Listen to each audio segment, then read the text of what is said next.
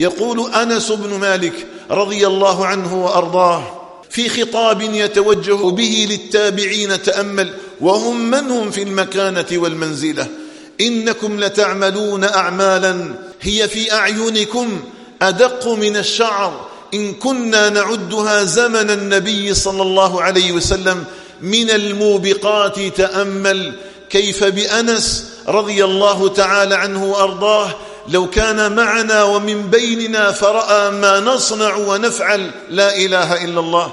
ولهذا كم حرمنا من هذه الطاعات والقربات، كم حرمنا مما هو متيسر بحمد الله تبارك وتعالى في العادة والغالب. تأمل: ولكنها الذنوب التي تهاونا فيها، ولكنه التقصير في طاعة ذي الجلال والإكرام هو الذي بسببه تخلفنا عن الطائعين وتخلفنا عن المنيبين المخبتين إلى الله رب العالمين.